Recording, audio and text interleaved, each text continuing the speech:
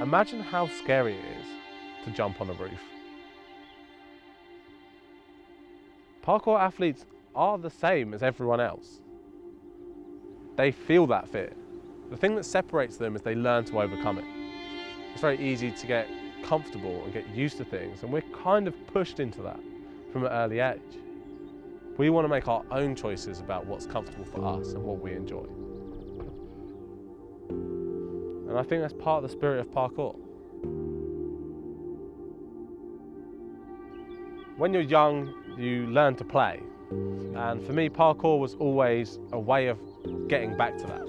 It's back out in the streets, not reliving your childhood out of nostalgia, but just continuing it. For some reason, people just don't see that or want to do that normally in life.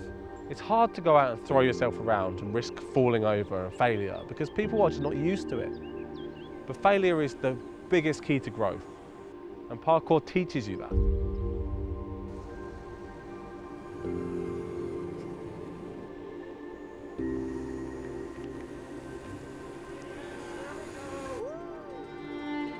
No matter what state my body's in, parkour is something I can still do. So it doesn't matter who you are and what you do. It doesn't matter if you've got one leg. It doesn't matter if you've got a hole in your heart. I have seen examples of all of these things in parkour. And they still get exactly the same amount out of it as I do, because it's not about how well you do. It's always been about play.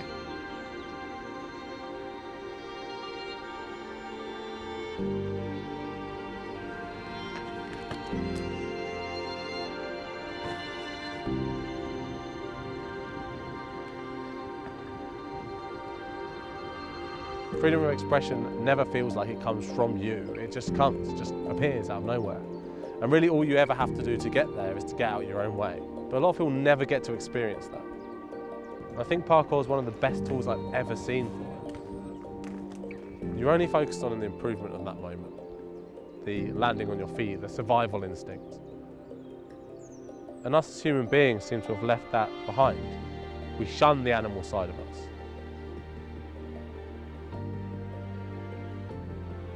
So as soon as I realised I was capable of jumping from one object to another and staying on it over a gap, as soon as I realised I could flip upside down and land back on my feet, I started looking at everything in life differently. I suddenly realised that I could do more than what I thought I could. If you can just get out and train, you'll find that there's differences in your mentality. You'll suddenly realise that the stresses of the week disappear. Some people say this happens with running and other things, but I just think it's taken to a different place with parkour.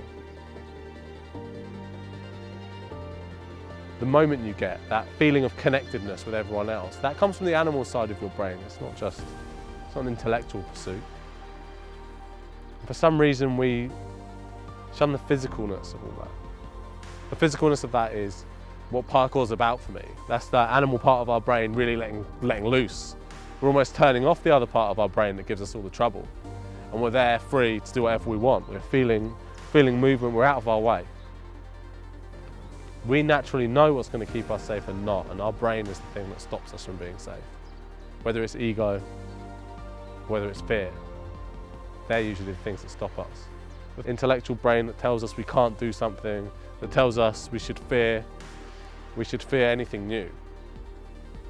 We have to learn to switch that off. And once we do, there's something pretty special there for all of us.